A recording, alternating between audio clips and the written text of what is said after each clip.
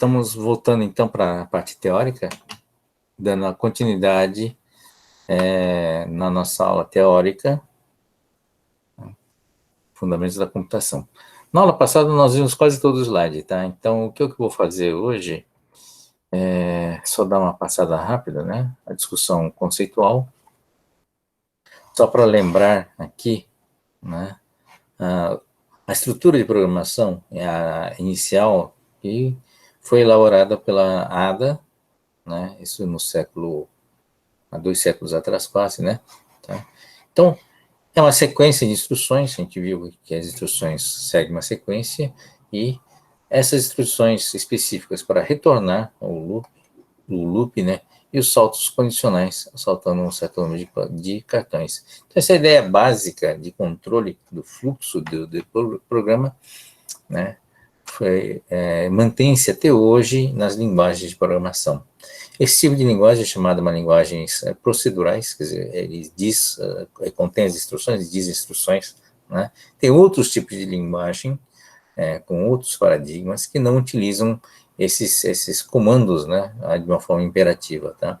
Então, são outras linguagens baseadas em outros tipos de estruturas. A computação é possível você elaborar, né, diversas linguagens, diversas formas de você expressar uma programação, ou até de especificar uma necessidade ou um problema, né? Tem linguagens voltadas a tentar especificar, a caracterizar um problema computacional para você poder transmitir, enfim, informar ao computador o que você quer que ele faça, tá?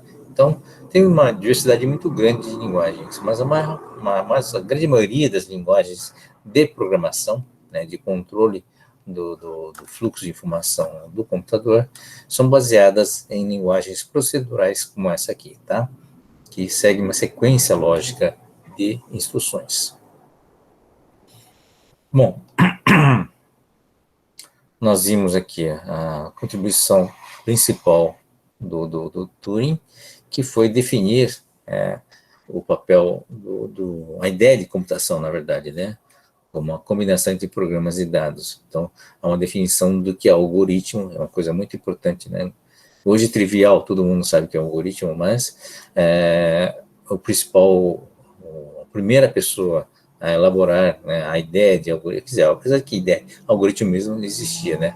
Mas o conceito de usar um algoritmo realmente para a execução de instruções do computador foi do Alan Turing, tá? Então, o que vinha a ser computação, né? A definição de computação seria uma máquina abstrata qualquer que consegue executar, né, um conjunto de instruções, uma sequência de instruções que, na verdade, é uma implementação de um algoritmo, né? Com isso, ele consegue estabelecer, né, um conceito que consegue absorver a ideia de uma máquina de programar, uma calculadora programável, ou uma máquina de processar dados, né? Que foi a ideia do Hollerith, né? Então, você tem agora um histórico, né? O von Neumann, a arquitetura do von Neumann é uma arquitetura similar, né, à do Babbage, só que a diferença é que a memória, né, ele contém dados e instruções também, tá? Na ideia original do Babbage, a memória continha só dados. As gerações dos computadores, e depois o próprio conceito foi evoluindo, né? Então, a partir da ideia da computação, né, inicial, você tem uma evolução tecnológica até 1980, onde começa a ser desenvolvido a tecnologia própria da computação. As demais tecnologias anteriores, válvula, transistor, circuito integrado, por exemplo, são tecnologias que foram desenvolvidas para outros produtos, né? Não necessariamente da computação.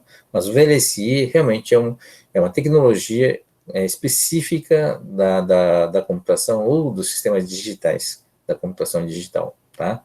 Então, transistor pequeno, por exemplo, cada vez menor, esse é do interesse específico da computação, porque para uma eletrônica normal, você pode, no circuito integrado, você faz eletrônica normal, né? Não necessariamente normal no sentido analógico e digital, né? não necessariamente digital. No circuito eletrônico, né, analógico, você não precisa necessariamente de um transistor pequeno. Aliás, é muito pelo contrário, né? Você quer fazer um circuito de rádio, por exemplo, você tem que ter um transistor grande para poder ter potência para transmitir, né? Transmitir sinais. Da mesma forma, você precisa de circuitos robustos, né? Transistores grandes para você poder trabalhar energia, né? Chavear energia, fazer uma fonte, por exemplo, né?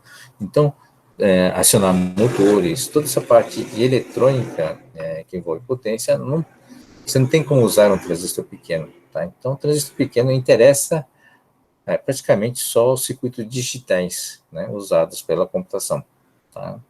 Porque quanto menor o transistor, maior, né, a velocidade de chaveamento, porque transistor menor consome menos energia e necessita de pouca energia para chavear de estado, né, para ligar ou desligar, tá? Ao mesmo tempo, aumenta a densidade, né, dos circuitos. Você tem, né, circuitos, processadores cada vez maiores, mais rápidos e mais capacidade, porque você consegue colocar mais transistores numa área menor, né? Vale também para a memória, você aumenta a densidade de bits, né, por chip, porque você tem transistores cada vez menores, tá? Então, esse é o vínculo principal da computação com o VLSI. Então, até 1980, basicamente, é uma consolidação de tecnologias e a computação passa a ter a tecnologia própria para a sua área, né, tá, seu desenvolvimento. Então, a partir dali, conceitualmente, as coisas continuaram evoluindo também, tá?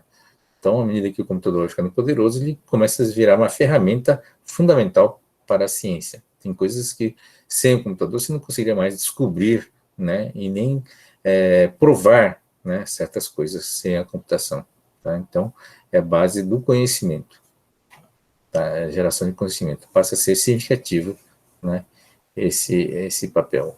E depois, né, a partir de ano 2000, nós temos entendimento da computação como processos dentro da informação, né?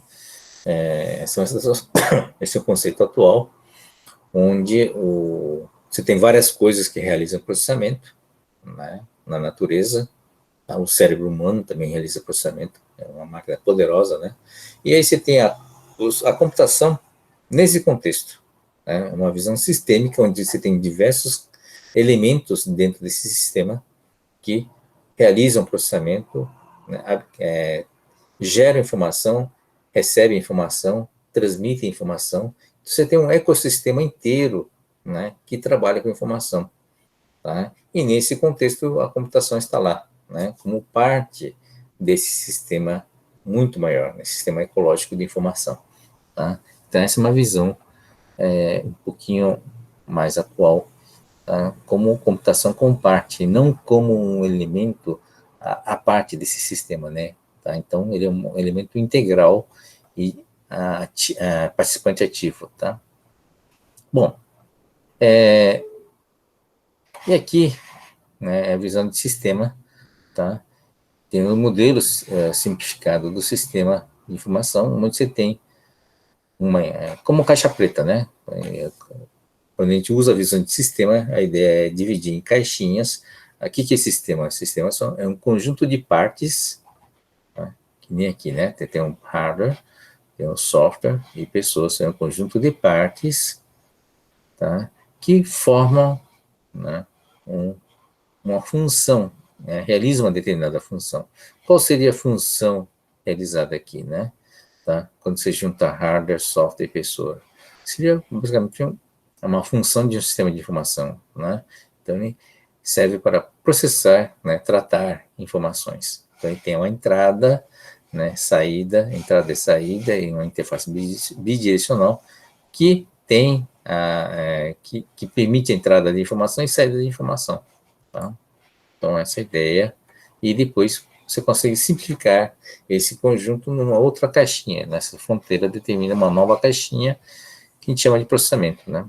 Tá? Então, entrada e saída de informações e um processamento no meio que faz a alteração, né, de acordo com a visão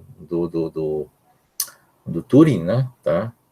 Às vezes você precisa ter uma outra entrada, que é a entrada de programas, você faz um processamento que gera uma saída de informação, tá bom? Uma visão um pouquinho diferente, um pouquinho mais completa seria isso, né? Sob o ponto de vista só dos dados, né? Tá? Não tem a entrada, o processamento não envolveria só a entrada de dados, mas também o armazenamento, né?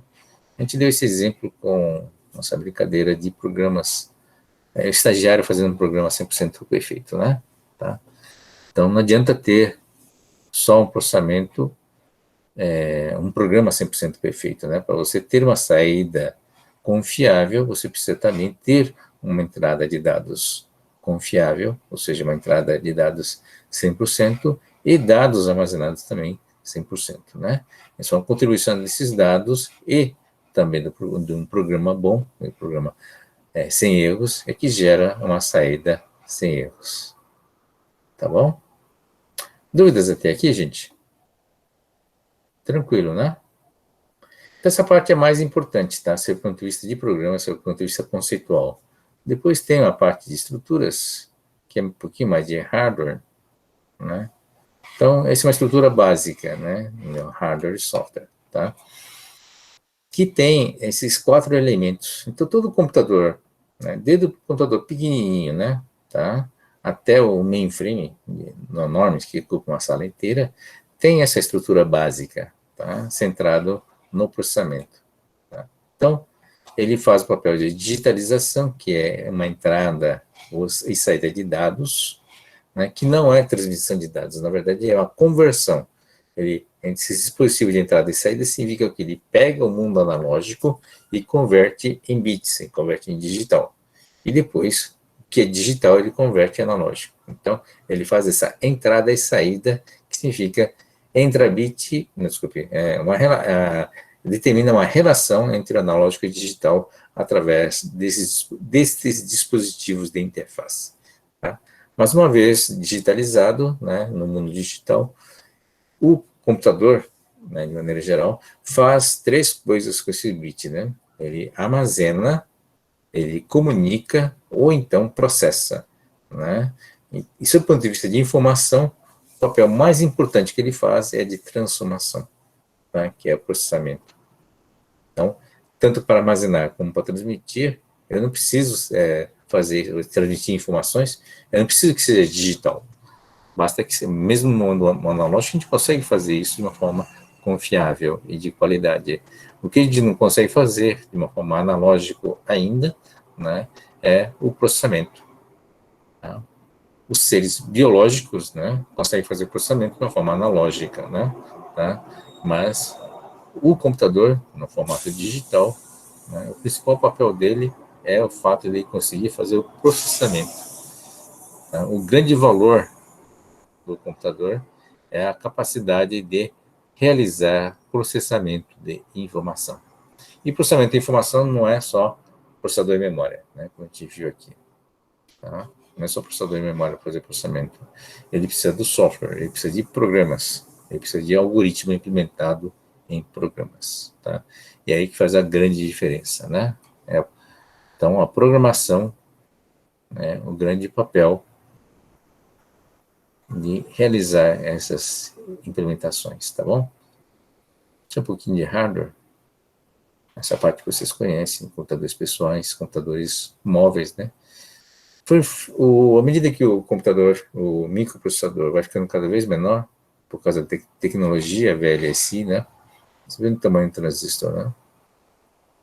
Então, passa de 1 micron, aqui em 85, para, né? Hoje 7 nanos, né? Tá? Várias ordens de grandeza, né? 3 ordens de grandeza menor, tá? E o micro, na verdade, é o seguinte, você pega 1 milímetro quadrado, né? 1 milímetro quadrado é isso aqui, né? 1 milímetro, né? Quadradinho de 1 milímetro cada um. Você já tem 1 milhão de quadradinhos de 1 micron. Aqui, ó. 1 milhão de quadradinhos de 1 micron, tá? Porque é 1000 por 1000, né? 1 micron, tá? Isso aqui. E o nano, então, é cada quadradinho de 1 micron, né? Você tem 1 milhão de elementos nano. Você tem uma ideia do quanto, né, qual o tamanho qual a densidade, né, desses dispositivos, tá? Tudo bem? Então nós temos o histórico dos computadores pessoais. Isso é da época dos pais de vocês, né? Vocês são da geração dos computadores móveis, né? Que são, bom, notebooks, mas na verdade é mais os smartphones, né? Bom, na essência, não é diferente, tá? Você tem processador, memória, armazenamento e comunicação em uma interface de tela, né, com touch, só que é portátil, tá? Então, na essência é o mesmo computador, tá? É por isso que a, as linguagens de programação também são as mesmas, né? Tanto para uma plataforma como para outra, tá? Sistemas operacionais nós já vimos, né? Armazenamento também. O que é armazenamento, né? Não é memória, tá? Essa é uma distinção muito importante. Os dispositivos, comunicação, que é o último, penúltimo elemento, né? Que basicamente é transmitir bit, né? Zeros e uns. Tá? Então, o que é relevante, né, na comunicação? Primeiro, são as regras de comunicação, são os protocolos de comunicação, né? E os meios de comunicação. Você tem desde meios físicos, aqui é um par trançado, né? Aqui é um cabo coaxial, aqui é fibra ótica, tá? São meios físicos, e os meios wireless, né? Que é essas antenas parabólicas aqui, para fazer os links, né? De fibra, de radiofrequência. Dá para usar luz, né? Infravermelho, laser, né? E assim por diante, tá? Então são tecnologias sem fio. Como é que a gente define, né, a capacidade do canal? Velocidade, mas não só velocidade, tá? O protocolo tem um papel muito importante. Né? O protocolo pode agregar muitos bits que não tem função de dados, né? Tá? Mas a função de proteger os dados para poder fazer a transmissão a partir do protocolo. Um pouco de história da internet, que todos conhecem.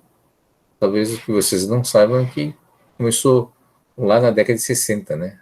Faz tempo. Tá? Os pais de vocês não tinham nascido ainda, né? É isso? Tá? Então, mas a ideia do Kleinrock, que é a teoria de pacote de dados, a concepção de uma rede galáctica, conceito de hipertexto, tá? São todos conceitos da década de 60. Tá? Então, por história, comunicação sem fio. Dispositivo de entrada e saída, né? Temos vários dispositivos. O problema maior da interface entre o homem e o computador é certamente o lado humano, né? Que é muito mais lento do que o computador. Tá? Mas nós temos vários sentidos, né? Sentido visão, né? Para entrada de dados, a audição também. Nós temos outras entradas, né? Que é o tato, tá? Que não é usado ainda, e o próprio movimento, né? Tá? Então, são outras interfaces que estão sendo desenvolvidas. Tá? Visão. É isso, né? Então, a grande vantagem, realmente, primeiro, o bit é robusto, né? Mas o mais importante é que a informação, uma vez convertida no formato digital, eu consigo usar o computador, né, em cima dessa informação. Eu consigo processar, consigo extrair conhecimento, eu consigo fazer uma correlação. Ele é uma ferramenta muito importante, né, para a descoberta do conhecimento. Tá? Esse é o grande potencial. Eu consigo manipular os dados através de programas, né? Então esse é o grande potencial do computador em gerar novas aplicações, gerar novos conhecimentos, tá? Essa é a importância, né, de saber programar, tá bom? Bom, gente, dúvidas? Deixa eu voltar. Como é que eu saio desse modo? Sai do Acho que modo tela aperta não cheia. é. Isso, eu saí, consegui sair. Tá legal, agora não preciso ficar chaveando. O que eu preciso fazer aqui? Tá aqui. os comentários. Pronto. Agora consigo ver vocês. Dúvidas, gente? Professor, Sim. um dos primeiros modelos do computador que o senhor falou, pode ser feito um comparativo como se ele fosse, comparando com um algoritmo, como se ele fosse uma subrotina, na qual ele era muito engessado e só sabia executar uma coisa? Sim, tá. Aquele modelo que vocês viram sobre a visão de sistema, não sei se vocês viram, né? Quando está discutindo, tinha umas caixinhas, né? Tá? Isso tem muito a ver com como enxergamos a computação hoje, tá? Então, deixa eu ver aqui. Slide. Tá. Cadê?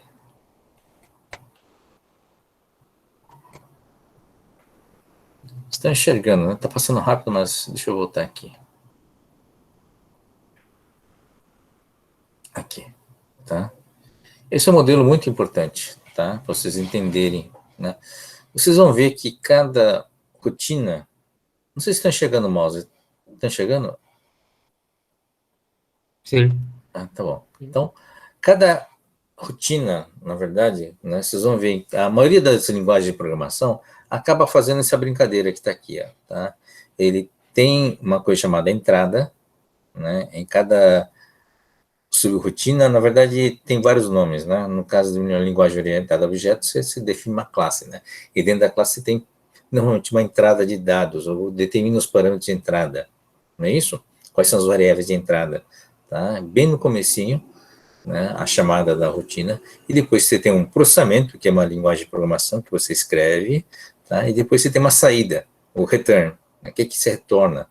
Tá? Eventualmente, como se você tem os dados comuns aqui dentro, né, são dados públicos, e você mexe em dados públicos, você não precisa de uma saída explícita, né, mas certamente o processamento está alterando esses dados. Mas o processamento acaba virando uma dessas caixinhas que está aqui.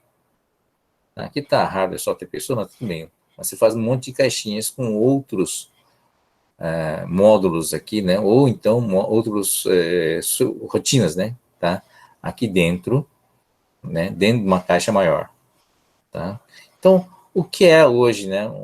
Um programa, a visão de sistema, né? É realmente a aplicação da visão de sistema direto em cima de uma estrutura de um programa, de um software, tá?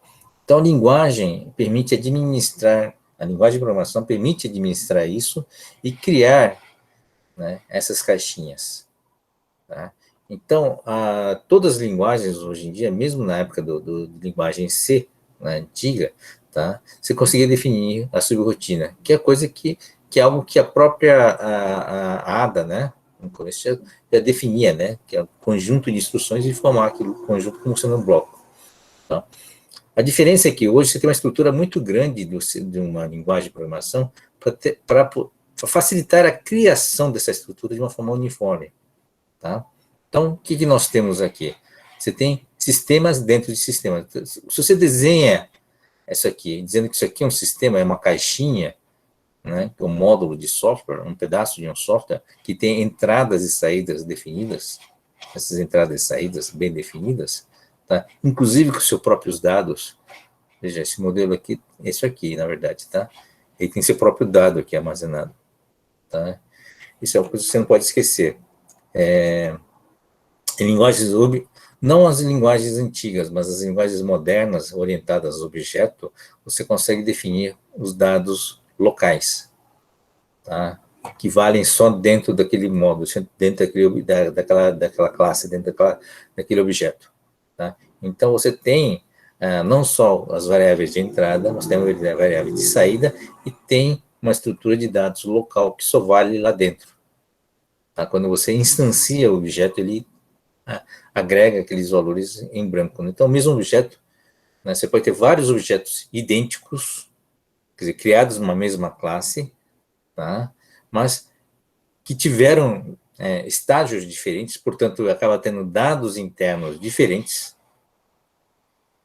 Tá? Então, imagina assim, você tem uma classe, que a partir da classe, não sei se vocês têm essa noção, mas em todo caso é o seguinte, classe é um modelo, tá? Uma classe é um modelo. Tá? Então, é um modelo genérico, desculpa, não é um modelo genérico, mas é uma classe que você constrói, usa uma linguagem, construi uma classe, por exemplo, uma classe de sapato.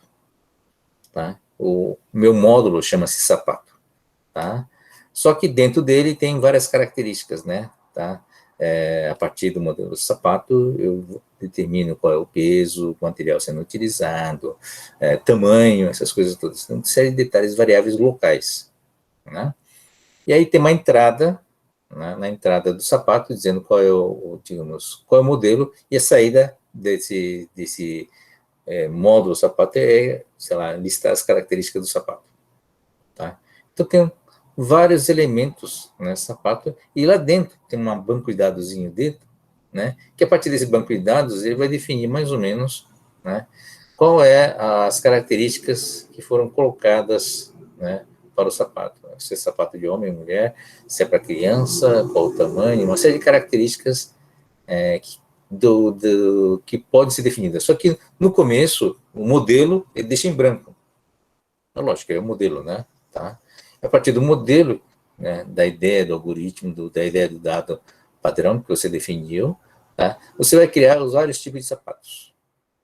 Né? Então, é a classe sapato e você instancia, a gente chama de instanciar, né? A ideia de pegar o modelo, a partir do modelo, tirar e criar um objeto. Tá? Você instancia a classe em objetos. Tudo bem? Vocês estão conseguindo acompanhar? Né? Então, a classe sapato, você instancia em vários sapatos. Aí são objetos reais. Desculpe, são objetos que existem, mas são objetos de software, claro. Né? Então, você tem um sapato 1, 2, 3, 4, você pode criar quantos sapatos você quiser. É só tirar uma cópia da classe e gerar os objetos. Mas cada um dos objetos pode ser idêntico ou pode ser diferente. Por quê? Pode ser diferente em função dos dados que estão lá dentro. Tá? Então, para mesmo dado de entrada, ele pode ter diversas saídas diferentes, porque depende do dado que está lá dentro. Se tem uma entrada que diz, diga qual o seu tamanho. Então, a entrada é de pergunta por esse objeto sapato 1, por exemplo, diz qual é o tamanho. Então, o tamanho vai depender do que foi armazenado aqui dentro. Né? Então, você me diga que tipo de sapato, né? Para quem é o sapato, né? A resposta a saída pode ser para homem, mulher ou criança, por exemplo, né? Tá? E aí, para cada sapato, apesar do sapato, o objeto sapato, né, surgir da mesma classe, ele tem várias instâncias, características diferentes. Então, esse modelo é o modelo mais correto para você entender, né, os módulos de software, tá?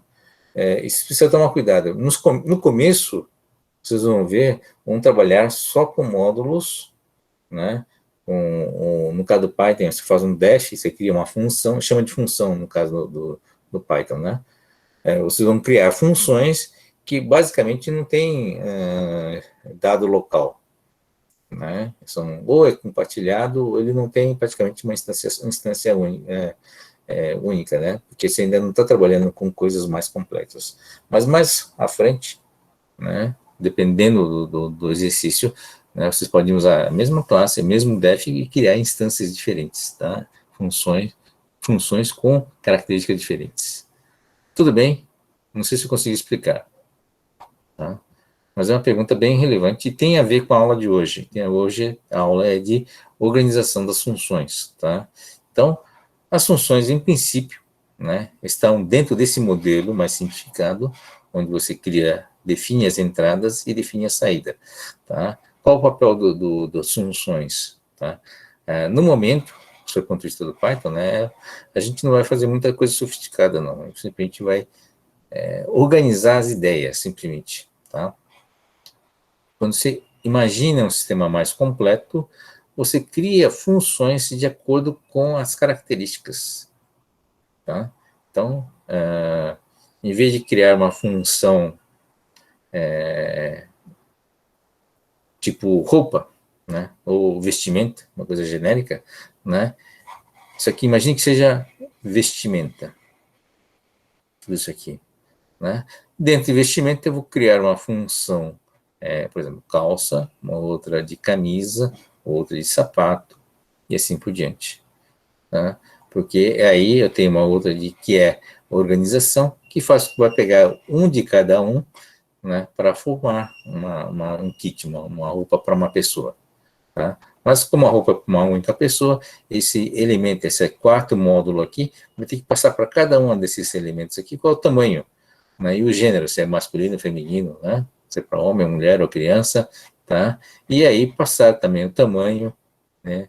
Então, se você passa esses elementos comuns para cada um deles, tá? Ele vai gerar uma calça para essa pessoa, uma roupa para essa, desculpa, uma camisa para essa pessoa, um sapato para essa pessoa. Então, a ideia é você ter generalizações, né, através de módulos, tá? Essa é uma forma de você organizar. Ou em vez de fazer um único programa grandão, por exemplo, que se chama roupa, né? Se não tem nenhuma subdivisão interna. Tá? Então, a gente aprendeu com o tempo, né, que a melhor forma de você organizar o software é realmente organizando em blocos e testando bloco a bloco. Então, se eu tenho um bloco chamado calça, por exemplo, eu consigo testá-lo só na visão de calça, na função de calça, em vez de ter que testar a roupa inteira, ou todas as combinações possíveis. Imagine você ter, então, a função calça, camisa e sapato, tudo num bloco só. Né? Aí, para testar isso, você tem que testar todas as combinações. Né? Aí você fica maluco, né? É muito mais fácil tentar dividir em pedaços menores, testar cada um deles separadamente e depois testá-lo integrado. Né? Então, tem essa visão de desenvolvimento do software que é organizar, né? Ou tentar imaginar essa organização, né, de uma forma mais simples e mais lógica, né, para facilitar não só o desenvolvimento do software, como também poder aproveitar, né, o módulo. Porque imagine que você faça um módulo sapato, né, bacana, tal, a estrutura do sapato, você tem várias características. Alguém especializou-se em fazer um software para sapato, software de sapato, classe sapato, né? E aí você tem vários módulos. Aí, de repente, você vai fazer um outro módulo chamado tênis. Tá? É mais fácil pegar o sapato e modificar o sapato para fazer o tênis. Vocês concordam? Uma classe é semelhante, né? As características, então, o mesmo cara faz o tênis. Agora, imagine se fosse tudo uma coisa só, né? Se não tivesse essa divisão, né? É só vestimenta. Então, no meio lá, você vai acrescentar um módulo de tênis, por exemplo, num módulo que está um monte de outras coisas. Está lá misturado calça, camisa, camiseta, sei lá, calção, tá lá tudo misturado e você está lá querendo encaixar, né, mais um módulo no meio de um código enorme, né? É o famoso linguição, né? Que é um monte, milhares de linhas de código sem nenhuma divisão, tá? Nenhuma separação lógica, tá? E aí você tem que inserir novas alterações. É uma fonte enorme de erros, né? Porque na hora de você combinar tudo, né, a chance de dar erro é muito grande. Tá? Então, essa visão de separar em módulos, separar em classes, separar em pedaços, né? É uma visão que foi desenvolvida durante 20, 30 anos, né? Não é uma coisa antiga, quer dizer, não é uma coisa relativamente recente, essa linguagem orientada a objetos, tá? Hoje, praticamente, 90% das linguagens hoje são todas orientadas a objeto, né? Mas a linguagem C, por exemplo, que é uma das linguagens mais utilizadas no mundo, né? Ele originalmente não tinha não era orientado a objeto, tá? Era simplesmente uma linguagem linear, né? Permitia criar subrrotinas, mas não tinha essa visão, né, de sistema, de fazer bloquinhos e interligar esses bloquinhos. Na verdade, não é só nesse nível, né? Você olha um bloquinho e olha dentro dele, tem outros bloquinhos. E você junta os bloquinhos, você cria outros bloquinhos maiores. Né? Então, no nível de vestimenta, você tem vestimenta que está aqui, você tem calça, camisa e sapatos, né? Mas dentro de camisa, por exemplo, né, você tem outros elementos lá dentro, né? por exemplo, um módulo de tecido, outro módulo de botão, né, e assim por diante. Você tem camadas, né, de blocos, né, cada vez menores. E alguns blocos são comuns, são básicos, né? Tá? Então, uma função que vocês usam bastante, como exemplo, o print, ou printf, né? É print, na verdade, não é isso? Agora eu confundo. Tá certo, é print, né? Na linguagem Python, tá? Ele é um bloco, na verdade, é uma palavra reservada, mas na verdade ele é uma classe que foi criada por algum especialista que sabe fazer esses programas mais próximos a hardware. Então, essas linguagens modernas hoje é orientada ao objeto, né? E muitas dessas classes, né, básicas que fazem interfaces, né, com hardware, coisas muito, a gente chama de muito elementares, né, foram feitos por especialistas, né, mas bem nessa visão, né, ele é também uma função, que você usa como uma função, tá, e que faz parte da linguagem hoje, porque você pega esses conjuntos todos e põe numa biblioteca e disponibiliza, tá, depois tem uma biblioteca chamada MES, tem uma outra biblioteca chamada Pandas, né, onde você cria funções e deixa todo mundo usar, tá? Então, a ideia da linguagem é que você vai criando níveis também, né? Cada vez maiores, que você não precisa entrar no detalhe, tá? Uma vez que fique bem testado e bem fácil de usar, você deixa disponível para todo mundo poder usar. A gente chama de reutilização de componente, tá? Então, você cria o componente e deixa todo mundo reutilizar, né, em outros contextos. Para isso, basta baixar, né, uma biblioteca que tem o código desta função. Tá bom? Falei muito, mas não sei se vocês conseguiram captar as ideias em torno da organização. Tudo bem? Dúvidas? Vocês entenderam essa ideia de transformar em módulos, bloquinhos, né, e ter hierarquias, né, e juntando níveis? Essa é uma visão muito importante. Tá? Sim, eu consegui entender, professor. Sem problemas, né? O pessoal que desenvolve programas há muito tempo, né, já incorporou esses conceitos, tá? Acho que não tem grandes dificuldades. Mas o importante é que as linguagens hoje, todos têm essa infraestrutura necessária para você criar, né, essas classes, né, esses objetos e criar níveis diferentes, né, várias camadas. Tá? Então vamos ver alguns exercícios.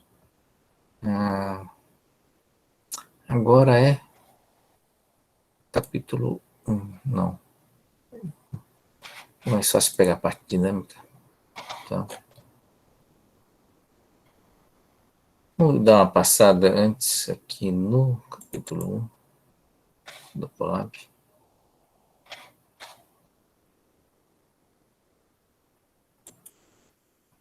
Desculpe, eu acho que eu errei. Deixa eu fechar isso aqui. Tá. Isso aqui da aula passada, tá? Só para rapidamente vocês lembrarem que aqui tem alguns resumos importantes, tá? Principalmente a parte de... bom, a linguagem está aqui, o código sequencial, módulos, a ideia de funções e métodos, né? Funções. Variáveis, não creio que vocês tenham alguma dúvida em relação a isso. Os operadores, tem uma lista grande de operadores.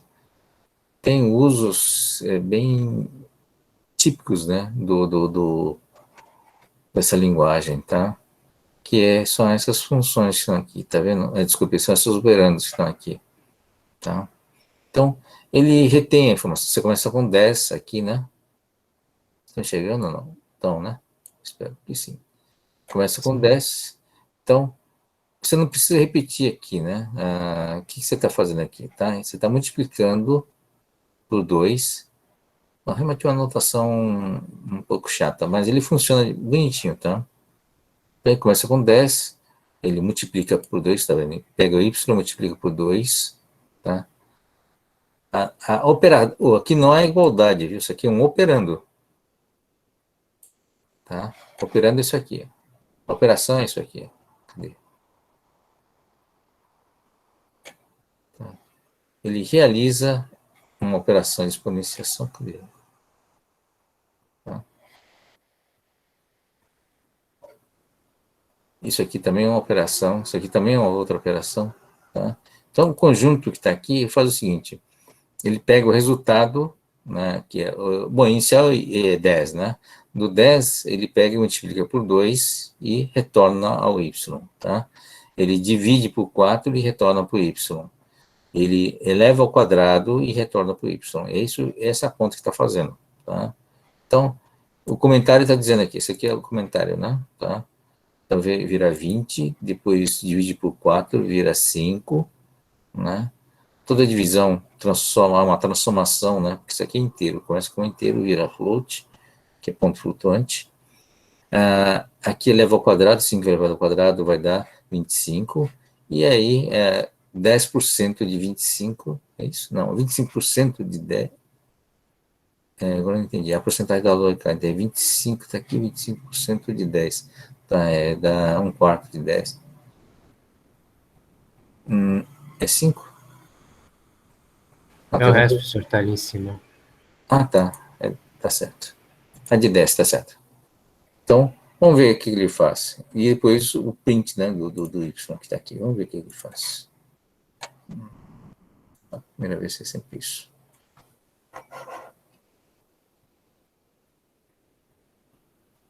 Mas, enfim, se for muito confuso, não usem.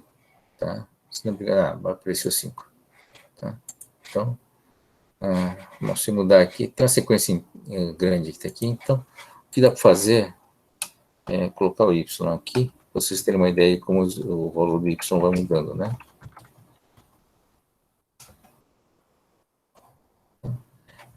Ele vai sobrepor.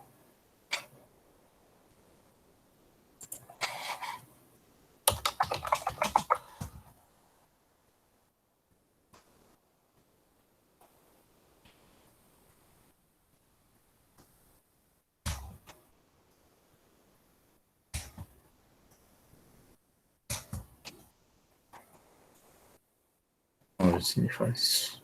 Tá. Todos os valores intermediários são impressos aqui. Tá bom? Então, eu acho confuso, na verdade, fazer isso. É mais fácil fazer de uma forma explícita. Né? O que é isso aqui? Y vezes 2. Y igual a Y vezes.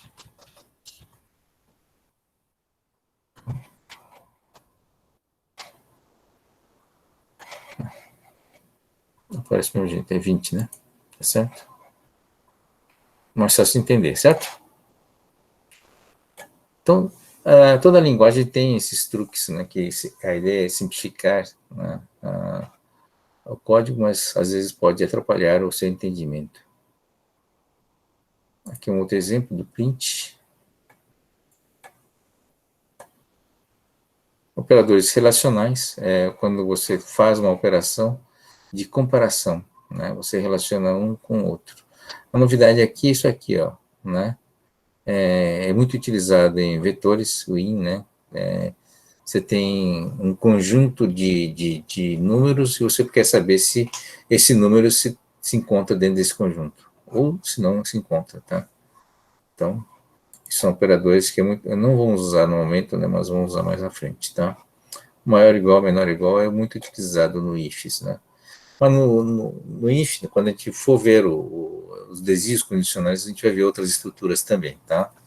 Não é só por comparação, você pode fazer uma operação booleana, por exemplo, põe uma equação booleana e ver uma saída booleana, né? True ou false, verdadeiro ou falso, para fazer, né, o salto, desculpe, fazer o bloco zen ou else do if. Operadores lógicos, não, só, essa aqui são dos booleanos, né, tá? And, or e not, basta os três, né, tá? O que mais? Operador de atribuição, já vimos, né? Na verdade, isso aqui que é usado lá em cima, né, a combinação. Operador de precedência, então isso é importante para saber a ordem, né? A aritmética a gente está acostumado, mas quando mistura o aritmético com comparação e com os operadores lógicos, as coisas começam a ficar difíceis, tá? A sequência. Na dúvida, o que vocês fazem? Vocês sabem o que vocês fazem? Não tem dúvida da precedência? Porque é possível, numa equação, você misturar, uma equação do Python, você misturar os operandos, né? Aritméticos, né, com os lógicos, os de comparação, tudo, para fazer um if, por exemplo, né? Tá? Mas aí você fica na dúvida, né? Que operação vai ser feita antes? Que operação vai ser feita depois? Na dúvida, o que você faz? E aí, gente? Estão acordados ainda? Não tem um comentário. Sim. Bom. Eu sempre apelo para a segurança, né? Na dúvida, põe o quê? Parênteses, tá bom? Tá? Para garantir que ele faça primeiro o que está dentro do parênteses. Tá bom? Então, não vamos ficar arriscando aqui uma sequência que nem essa aqui, né? Para tentar saber o que ele vai fazer. Tá bom? Então, mais seguro você fazer colocando parênteses e dizendo em que ordem você quer que execute a operação. É isso, né? Você tem um teste de mesa e tal. Então, vamos para a aula de hoje. O que tem mais aqui? Usando o código em 3 partes. Isso aqui não. Bom, input talvez seja uma coisa importante. A gente já viu na aula passada também, na parte de laboratório, né? Na parte de exercício, o input você tem que... ele entra de uma forma genérica como sendo texto. Tá? O default dele é texto. Então, você tem que converter. Se está entrando com número, você tem que converter, né, como número em int, usando int ou float, tá? Se for necessário. Se não usar nada, é inteiro, desculpe, é texto. Acabou? Acabou, tá bom. Então, a aula de hoje é mais focada, quer dizer, é parte da aula de hoje, né? Vamos ver. Capítulo 2, parte 1, tá bom? É esse camarada aqui. Aliás, tá no dia, viu, gente? É mais preguiça, mas no dia, opa.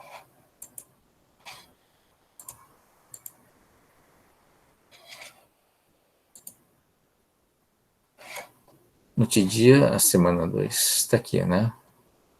O link. Que é esse cara aqui. Tá bom? Já fizemos o resumo, né, da aula anterior.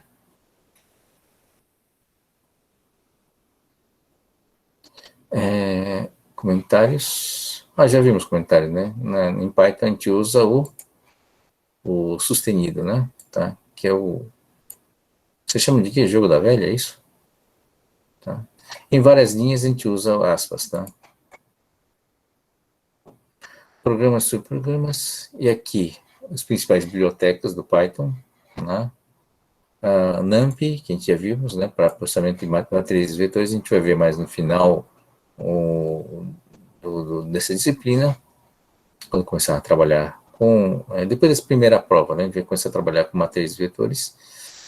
Processamento gráfico, a gente já viu também, vocês devem lembrar, né, de bases computacionais, o plot, né, matplot, o pandas, que é para trabalhar com banco de dados, TensorFlow, acho que poucos usaram, né, mas é uma coisa que talvez, se der tempo, né, são coisas já da área de inteligência artificial, você tem algumas bibliotecas prontas, tá? O OpenCV é para a parte de imagens, tá? Esse é muito utilizado, muito famoso, inclusive em outras linguagens, tá? Não só necessariamente do Python, tá? E processamento de linguagem natural, tá? Então, essas últimas bibliotecas são mais sofisticadas, tá? Então, vamos lá. Tem as operações usando math. Acho que tinha algum exercício na lista que usava o math, não é? É isso, não? Não sei se vocês chegaram a ver. Tinha Tinha, uma né? que ele usava o math.exp, que era o número de Euler na fórmula, se eu não estou Ah, enganado. tá. Tá usando o exponencial, né? Tá certo. Então, você tem aqui as funções. Acho que não compensa vê-los. O plyplot, bom, podemos dizer, isso aqui é uma para plotar um gráfico, né? Eixo x e y, tá? Então, essa biblioteca, o Matplotlib Library, né? E o pyplot, principalmente. E a gente define tudo isso como sendo PLT, né? Tá? Aí tem os vários subgrupos, né? Para definir o título, o texto, é tudo do plot, né? Tá? E aí, finalmente, a impressão. Tá? Então, vamos ver o que ele está. Opa.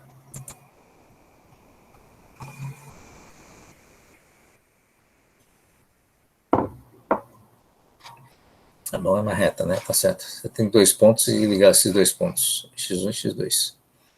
Tá? Bonitinho, né? Bom, nossa discussão importante era sobre funções, tá? É uma organização dos códigos em níveis diferentes, tá? Então, o primeiro elemento utilizado para isso é justamente as funções. No Python é chamado de função, tá? Então, como é que você define uma função?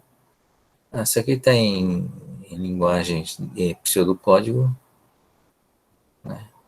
Vamos usar aqui o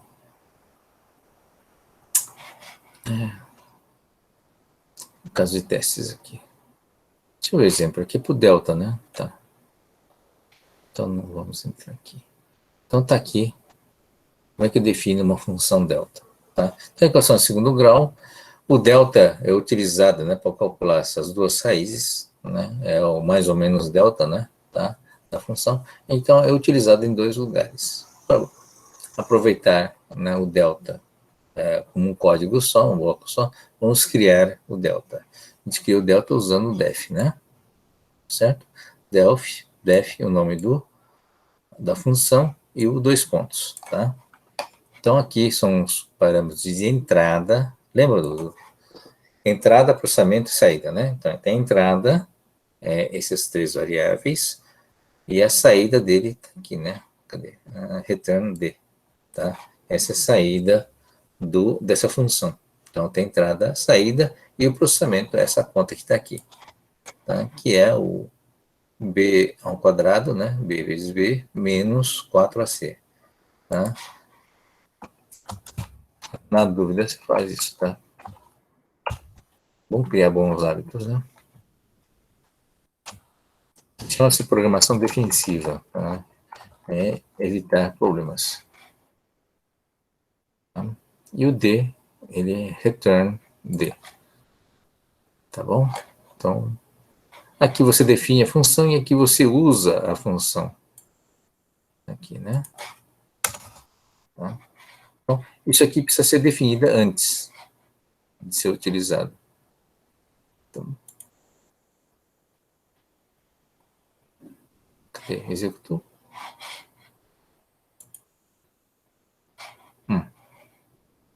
Tá. Aqui tá certo, não foi pedido, não foi dado input, né? Então, ah,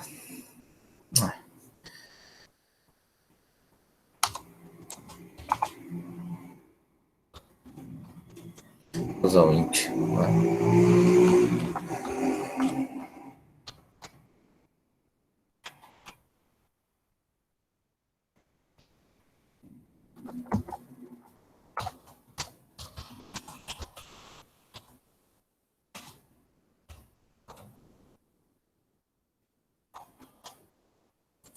Tá certo isso? O input não tem que ser antes da função, professor, para assim que o senhor terminar de imputar o valor, ele poder jogar na função e poder calcular, ou a ordem não interessa? A ordem interessa sim. Eu estou colocando input porque quem vai usar, na verdade, aqui, vocês estão vendo o meu mouse, né? Deixa eu só colocar antes que eu esqueça. Isso aqui é o bloco de definição. Isso aqui ele não vai ser executado nesse ponto.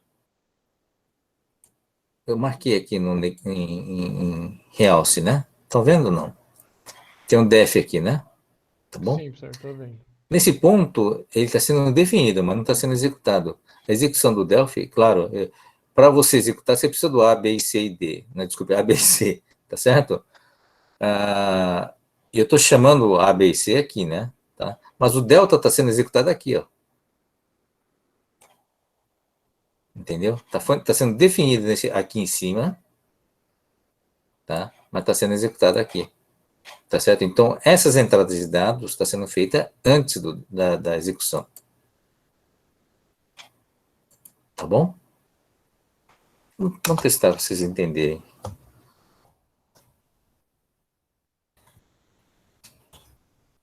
Sei.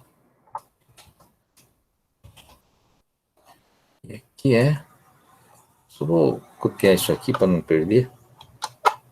Vou botar no comentário. Só comentário, só para não esquecer, tá? A.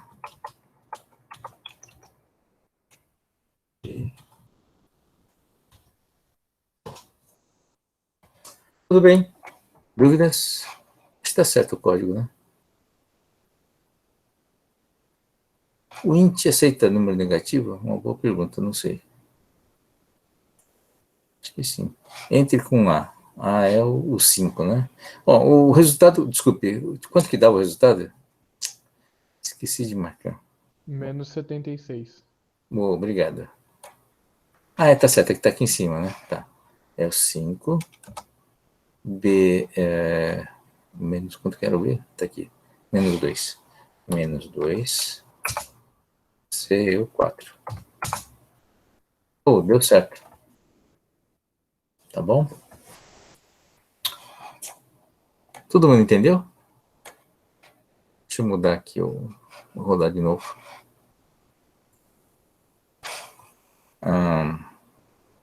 Sei lá, 3.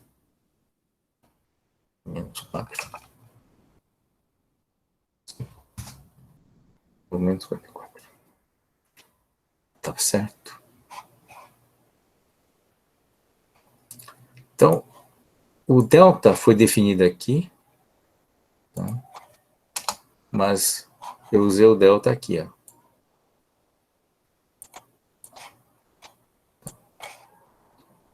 Tudo bem?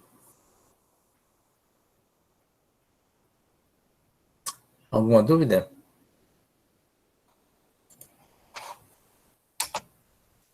O que dá para fazer com delta mesmo? Delta 1. Bom, dá para definir outro valor. Não, como é que calcula a raiz mesmo? Vocês lembram da raiz? Acho que era. É menos B, mais raiz de delta, aí Menos- dividido por 2A. Mais raiz de tudo, né? Será que tem que usar o math? Deixa eu ver. Raiz. O math era math.scr. Tá. É o math ponto square, né? Square roots. Esse que é RT. Isso. Acho que é isso. Mas tem que importar a biblioteca do math. Sim, é verdade. É bem lembrado. Vou fazer uma truque aqui.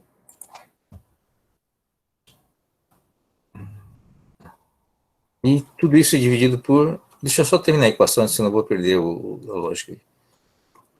Tem que ser dividido por quanto mesmo? 2... 2A. 2A. 2, abre de novo. 2. Tá.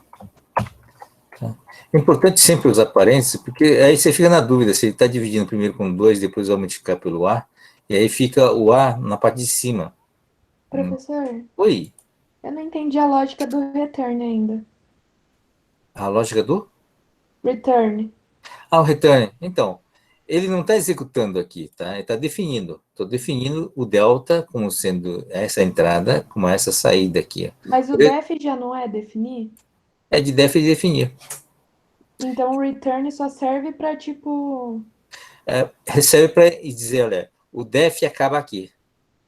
tá? Porque Ah, tá. se Agora não eu puser entendi. isso, Agora eu como é que eu vou entendi. saber onde ele acaba, né? Entendi. Entendi.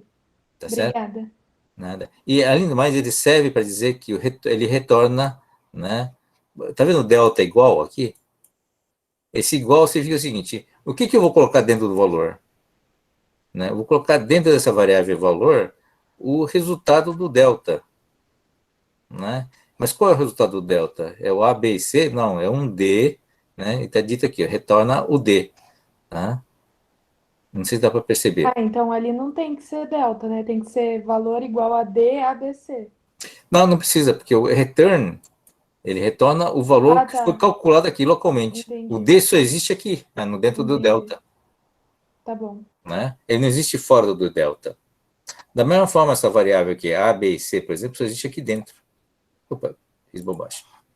Vamos fazer uma brincadeira aqui. Tá? Opa, fiz bobagem mesmo. Só. Deixa eu consertar isso. Vou fazer uma brincadeira que vocês vão entender melhor. Aliás, é um dos perigos desses linguagens é que ele faz essas definições. Deixa eu colocar, alinhar aqui. Porque essa indentação é muito importante no Python, né? Ele usa essa indentação para identificar os níveis.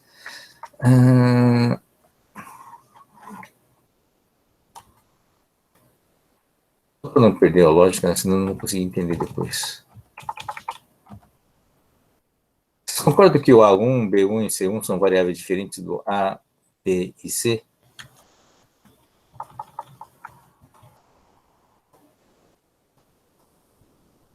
Olha, esse cara aqui, C1 aqui, não é o mesmo cara que esse C aqui, certo?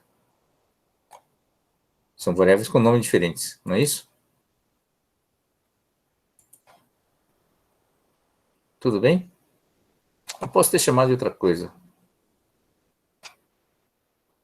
Aqui, vou chamar de...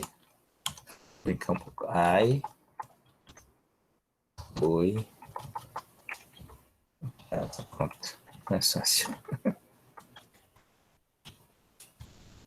Foi.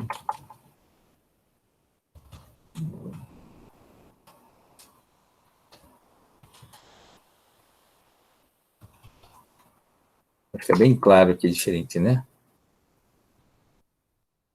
Pode.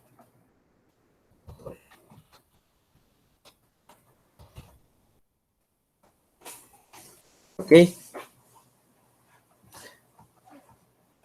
Vou manter isso aqui, ABC, delta ABC. Então, esse cara aqui, né, foi definido, esse cara é chamado delta, foi definido que tem uma entrada, três variáveis, A, B, não, três variáveis, 1, 2 e 3, tá bom?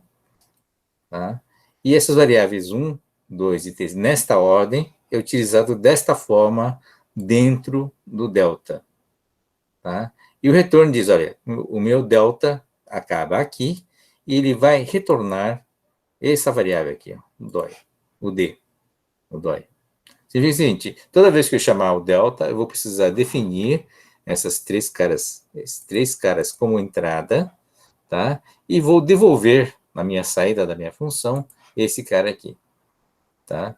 Então, você que definiu sabe disso, tá? Então, toda vez que eu chamo o delta, eu tenho que usar, né, tem que colocar as três variáveis aqui como dado de entrada e aguardo, eu tenho a expectativa de que vai retornar, esse conjunto aqui vai me retornar um valor, né, que é o DOI, tá? Que eu vou jogar dentro do valor. Tá bom? Aliás, eu posso eliminar esse cara aqui, porque eu estou usando outra coisa aqui. Tá? Então, eu estou usando aqui dentro, aqui, ó. Aqui dentro vai entrar meu A, vai entrar meu B, meu C, que foi definido aqui, tá? E vai retornar um valor aqui, que é o delta, que vai ser tirado uma raiz, né? E vai ser essa expressão aqui. Tá? Então, novamente. Eu posso ter mantido essa... lembra desse valor que está aqui? Podia ter mantido... Não é essa aqui. Eu podia ter mantido o valor, tá? E, em vez de fazer a conta de novo. Mas aqui eu vou fazer de novo a conta. Eu vou copiar isso aqui.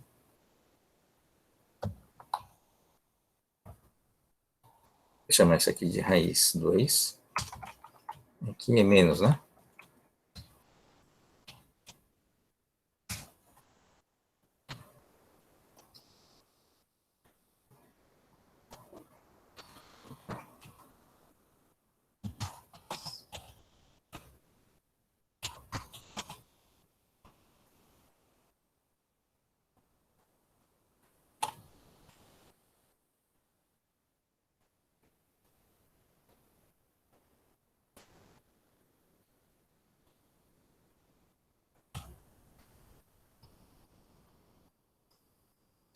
Pelo menos eu tenho que fazer a concatenação.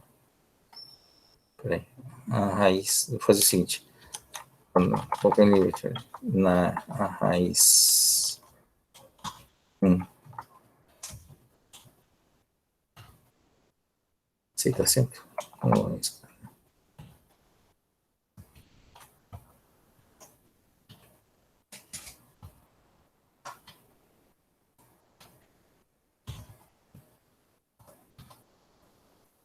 Isso aqui resolve a equação de segundo grau, certo? Ah, é. Alguém me lembrou que eu preciso definir.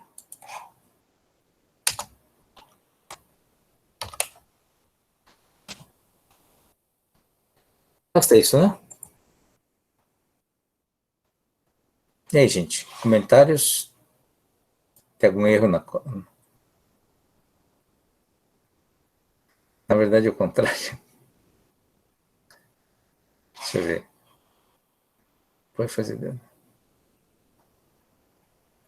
Uhum. É muito bem, é isso mesmo. Eu coloquei um nome diferente para não confundir os parâmetros.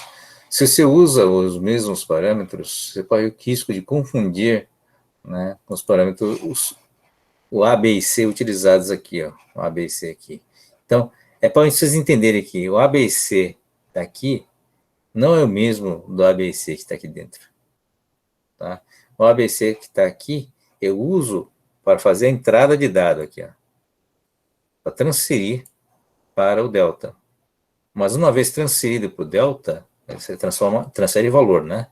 Esse valor do A vem parar dentro do I, o B vem parar dentro do boi, e o C, o valor do C, vem parar dentro da casa. Tá bom? Perfeito? Deixa eu fazer um outro print aqui, só para não dar confusão. Só para manter o print.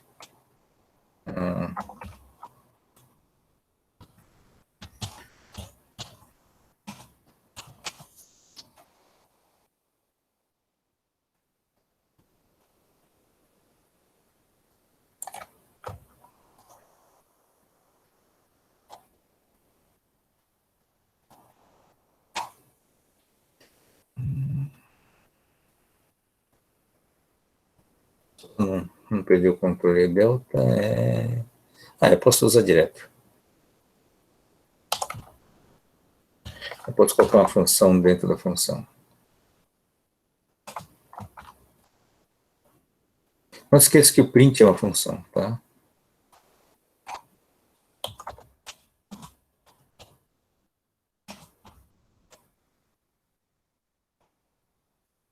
Esse é o uso de uma função dentro de uma função. Vamos ver se funciona. Não, deu erro aonde?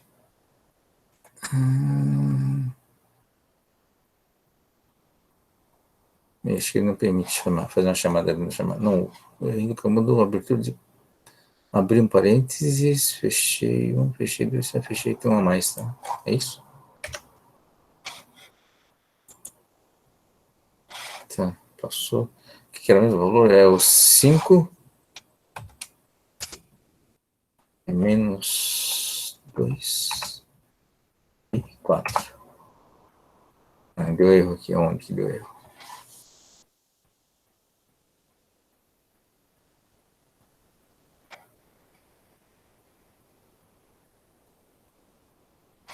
Deu erro aqui. Faltou um parênteses. Isso? 1, 2, 3 aberturas, 1, 2, 3 fechamentos. Não, peraí.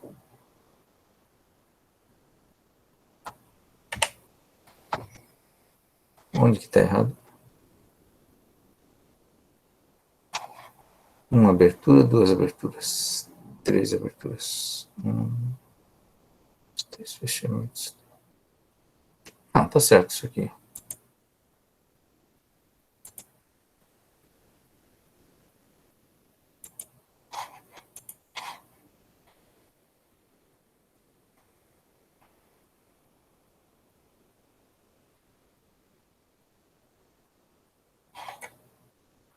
O que ele está reclamando?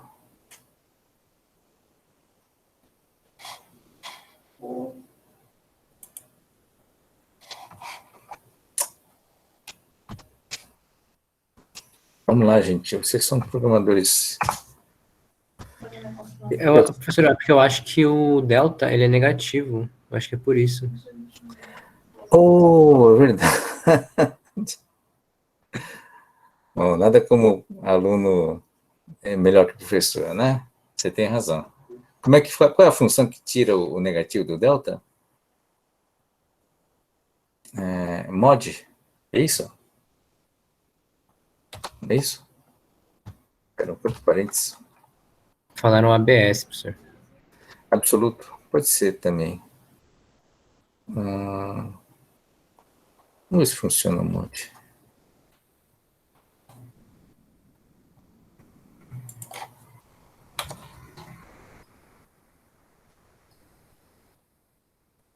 Claro que você sabe mais do que eu, né? Eu sou só professor, vocês são programadores.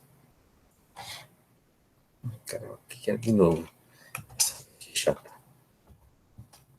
Para ver se testa, tem que rodar isso. Não funcionou. O que ele está colocando? Ah, o mod não é definido, tá? Você tem razão. Depende da linguagem. Talvez seja esse é o problema de conhecer várias linguagens.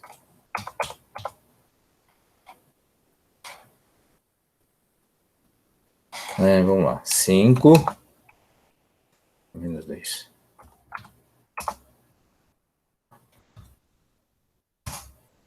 Ah, saiu. Tá certo isso? Bom. O delta tá certo, né? O delta é aquilo lá que a gente tinha definido antes. Calculado antes, raiz de 1 e raiz de outro. Não dá para conferir. Deve estar certo. Ele executou direitinho. O delta também, dentro de uma função, dentro da função, fez direitinho. Deixa eu ver. Bom, vamos ver as dúvidas agora. Quais são as principais dúvidas? Podem falar, gente.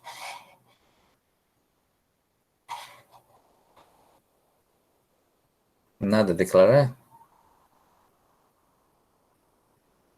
Tava fácil assim? Tava, né? É só o professor que pisa na bola, né? Tá? Então, qual que é a ideia aqui, né? É importante mesmo, né? Não é nem um exercício em si, vocês entenderem o papel do def. O def não é para executar, né?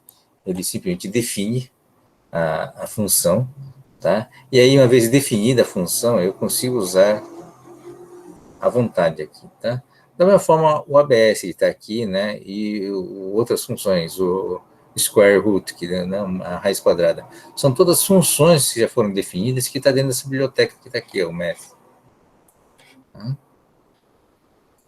Então, como é que você usa uma função? Se define entre parênteses quais são as entradas, não é isso? Quais são as entradas, e depois o que é a saída, depende de cada função, tá? Então, por exemplo, a função a ABS, a gente sabe que ele dá o valor absoluto positivo, né? O square root, quer dizer, ele dá uma raiz quadrada, tá? Calcula a raiz quadrada e retorna uma raiz quadrada, tá? Então, a mesma coisa que a gente consegue fazer, a gente consegue, inclusive, criar uma biblioteca, e dentro dessa biblioteca, no Python, tá? Aqui, ó, esse é o próximo passo, tá? Então, como é que eu crio, né, uma biblioteca? Você usa essa instrução que está aqui, ó, tá? Um nome qualquer na biblioteca, .py, e você vai definindo, E como é que eu uso, né? Usa da mesma forma que eu usei aqui, da mesma forma que vocês usam o Math, né? Você define a minha biblioteca, delta, por exemplo. É isso? Tá? na biblioteca, você tem que importar, claro, né? E, bom, esse é outro recurso, você pode importar e você pode dar o nome que quiser no contexto dentro do seu programa, tá? Tudo bem? A gente pode entrar, está estourando no tempo, a gente pode ver isso com mais calma lá na frente, né? Com mais calma na quinta-feira, que a gente vai ter essa continuação. O importante, eu queria realmente tirar as dúvidas em relação à própria ideia, né, do que é uma função, como é que eu organizo essas funções, né, e como é que eu posso fazer uma junção de funções para fazer coisas maiores, né. Então, o programa vai crescendo à medida que você vai desenvolvendo seus próprios programas, você tem confiança, você vai testando, vai tendo confiança nessa função e você simplesmente agrega, né, a uma classe, essa classe vai sendo agregada, né, no seu universo de programas. Tá? Então, um programador experiente tem uma biblioteca própria, né, dos seus programas que já testou, já funcionou e sabe que não vai dar problema, né? Ele sabe como usar, inclusive, né, e como ligar, né? Então, a partir é por isso que você tem muito cara especializado em determinados assuntos. Um cara que é bom em programa, não é necessariamente porque é um bom conversor ou elaborador de algoritmos. Ele é bom porque entende do problema, né? Então, vira um cara, por exemplo, especialista em programas para o comércio eletrônico, um especialista em programas para banco, assim por diante, né? Então, ele cria um conhecimento e cria uma biblioteca própria, né, com funções que ele conhece, que já testou e que sabe que funciona, e sabe usar principalmente, né? Então, ele tem uma visão de sistema, né? Ele consegue enxergar os blocos, né? Cada um bloco desses ele vai desenvolvendo e vai crescendo, vai reorganizando, inclusive, né? Às vezes ele consegue reorganizar isso de uma forma a ser mais modular, tá? A modularidade é importante, né? Então, por exemplo, você está fazendo vários carros, em vez de ter vários carros, toda vez que fizer o carro, vou ter que fazer a porta, a roda, né? Tenta criar módulos padronizados, né? Rodas padronizadas para ser usado em vários carros, por exemplo, né? Tá? Então, motores padronizados para usar em vários carros, né? São plataformas, você vai criando bloquinhos, né, com funções padronizadas, você testa aquilo, a função funciona muito bem, né? E eu, portanto, tenho uma confiança de poder usar em outras condições, em outras estruturas, tá? E mudar aquilo, né, que for necessário mudar. Aí você passa a ter acervo de funções, né? Tá? Então, essa é a mesma ideia do construção de software, né? Você vai criando partes, componentes, a partir dos componentes você vai criando outros componentes maiores, né? E assim por diante. O software vai ficando cada vez mais sofisticado, né? Cada um contribui uma determinada. Imagine alguém que é especialista em sapato, né? Então, tem cara que entende de sapato, quais são os principais sapatos, né?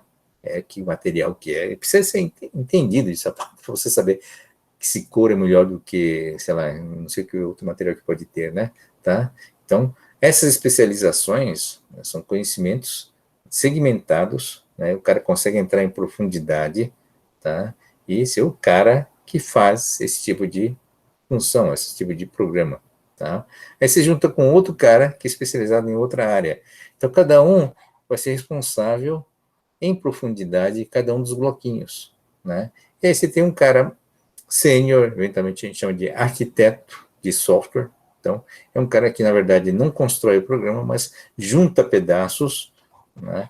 Junta, e você sabe, né? O desenho de cada um desses blocos é entrada, saída e o estado interno, né? Armazenamento, que está aqui. Tá? Nunca esqueça desse armazenamento, né? O Delta, por exemplo, só tinha entrada e saída, né? Mas não tinha nenhum dado no meio. Mas ele pode ter uma definição de um dado interno próprio dele, né? Tá certo? Então, esse é o modelo mais completo, né? Inclusive com realimentação, né? Ele pode checar a saída, em função da saída, se não for adequada, ele mudar internamente o seu comportamento, o seu próprio variável interno, tá?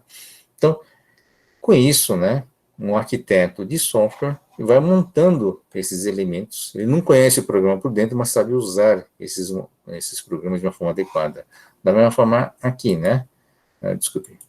vocês não conhecem como funciona, né? Aqui. Você não sabe como funciona o Math, é uma biblioteca, você não sabe nem como foi implementada, né, essa função de raiz quadrada, mas você sabe usar. Tá? Você conhece ela. Tá? Então, com isso, essa ideia, você vai construindo um bloco por bloco, nível por nível, e vai construindo coisas cada vez mais sofisticadas. Tá? Então, essa é uma aula muito importante, porque dá essa visão de sistema e a visão de bloco, né, de função. No Python seria função. Tá? E a função dentro de função, você vai criando camadas. Né? Aqui, vocês viram como o print é uma função pronta já. Né? Algum especialista construiu essa função e deixou disponível na biblioteca, né? Faz parte da biblioteca básica, né, do Python, tá? Então, é uma função dentro da função e você pode criar, né, dentro do Delta, por exemplo, você pode chamar uma outra função, por exemplo, tá? E você pode criar a sua própria biblioteca, tá? Esse é um exemplo de como você cria uma biblioteca, tá bom? O write file, né, você cria e salva, né, com PY, que é um programa Python, e aqui está o nome. É bem simples, né? Na verdade, você salva como se fosse um arquivo. Uma sequência de defs. Tá? E para cada def, né, você define para usar, você usa esse nome aqui, ponto aqui para chamar especificamente o método que está aqui dentro. A gente chama de método, né? Tá? Tudo bem, gente? Alguma dúvida? Vocês gostaram dessa ideia? Eu mudei o nome da variável, né, no caso do delta, justamente para vocês entenderem que aquela variável é local, vale somente dentro do delta, quer dizer, do def e entre def e return. Tá? Ele não vale fora. Por isso que é muito perigoso você, às vezes, usar os mesmos nomes, né, para variáveis internas e externas. Aquele A só vale lá dentro, apesar de ter o mesmo nome. E aí você acaba confundindo, né, que aquele valor que está lá foi transferido para dentro do delta. Não foi transferido. Tá bom? E aí, gente, dúvidas? Opa, preciso salvar cadê? Podemos interromper a gravação?